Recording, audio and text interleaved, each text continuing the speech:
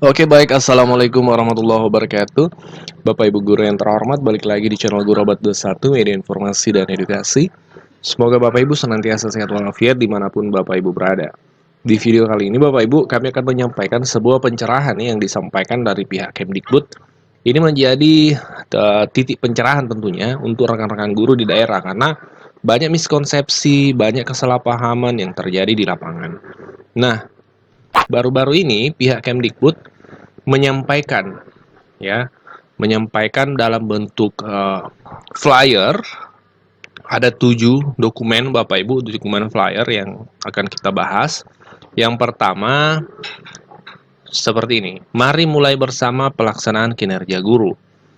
Periodenya 1 Februari sampai 30 Mei 2024.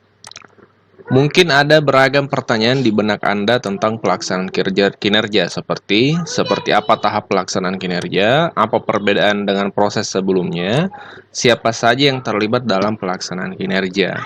Berikut ini rangkuman informasi untuk membantu memahami proses pelaksanaan kinerja. Yang pertama, tenang, waktu pelaksanaan masih panjang. Ini yang perlu kita pahami sama-sama. Berbekal waktu 4 bulan untuk melaksanakan penilaian kinerja 1 Februari sampai 30 Mei. Kalau di Januari kemarin kan itu bukan tahapan pelaksanaan, belum masuk ke pelaksanaan tapi masih tahap perencanaan. Kemudian, guru dapat menyusun agenda pelaksanaan dengan leluasa sesuai kemampuan. Pelaksanaan kinerja kepala sekolah baru akan dimulai pada Maret 2024, namun kepala sekolah dapat bersiap dengan menyimak informasi ini.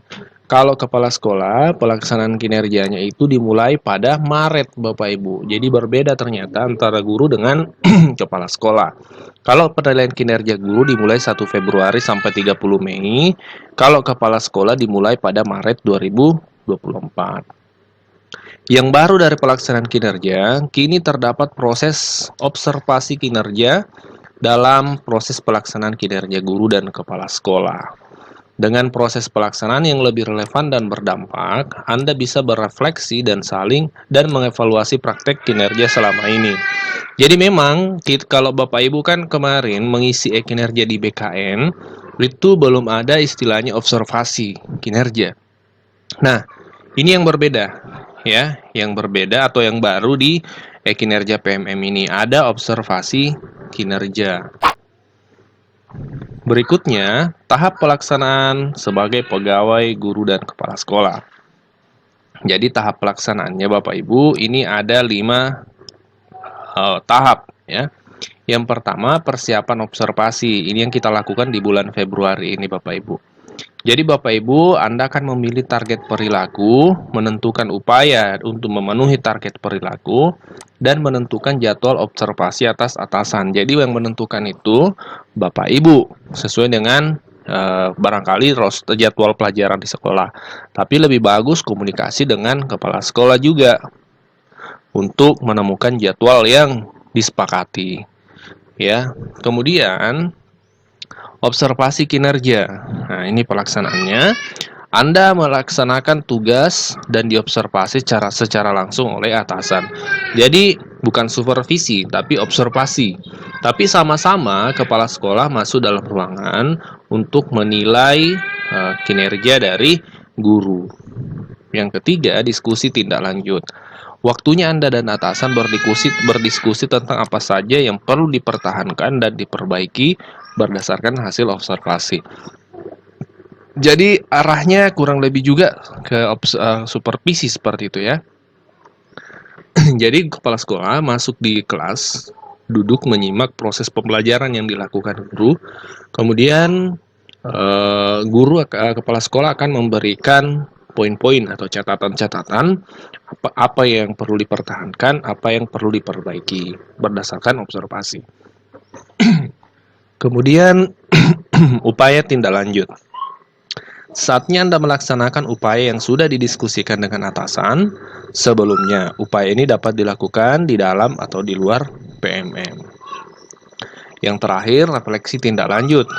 Momentum Anda mempelajari lagi sejauh mana tujuan pembelajaran telah tercapai dan apa saja hal yang dapat diperbaiki selama pada semester depan. Ini proses refleksi.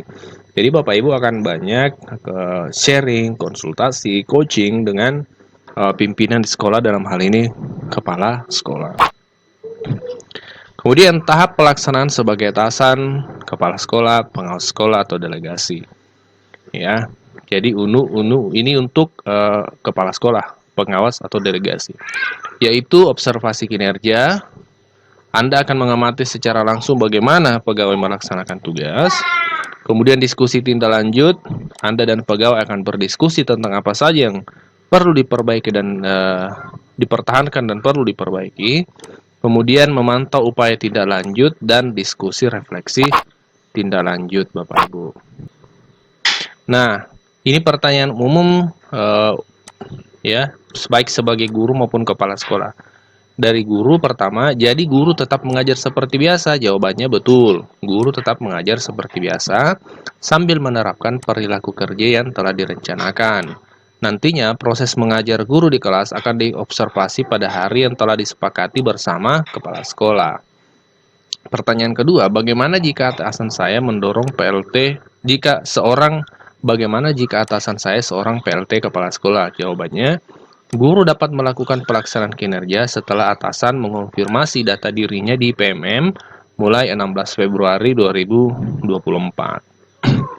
Yang pertanyaan umum dari pihak kepala sekolah, apakah observasi kinerja guru harus dilakukan oleh kepala sekolah atau dapat diwakilkan? Jawabannya, jika kepala sekolah berhalangan, observasi kinerja guru dapat ditugaskan ke wakil kepala sekolah atau guru yang kompetensinya lebih senior untuk melakukan observasi secara objektif dan didiskusikan dengan rekan-rekan di satuan pendidikan. Nah, pertanyaan berikutnya yang banyak ditanyakan ya, bagaimana dengan dokumen pengembangan kompetensi dan tugas tambahan? Jawaban dari Kemdikbud, pengumpulan bukti dukung pengembangan kompetensi dan tugas tambahan dapat dilakukan selama tahap pelaksanaan kinerja sebagai bahan pertimbangan. Jadi di bold di sini dipertebal sebagai bahan pertimbangan. Dia bukan pokok penilaian Bapak Ibu. Yang jadi pokok adalah praktek kinerja dan perilaku kinerja Bapak Ibu. Sementara sertifikat, pelatihan ya, webinar itu adalah sebagai bahan pertimbangan seperti itu. Kalau Bapak Ibu punya pertanyaan lain terkait kinerja ini, Bapak Ibu bisa menggunakan link ini. Link ya, tr.ee/pengelolaan kinerja PMM. Mari hindari informasi yang keliru dengan baca petunjuk, panduan teknis dan informasi lainnya. Jadi Bapak Ibu di sini juknisnya ya, petunjuknya ada di sini di link ini. Silakan diakses. Demikian Bapak Ibu pencerahan dari Kemdikbud dalam bentuk dokumen yang kita bahas sama-sama. Kita jumpa di video berikutnya. Wassalamualaikum warahmatullahi wabarakatuh.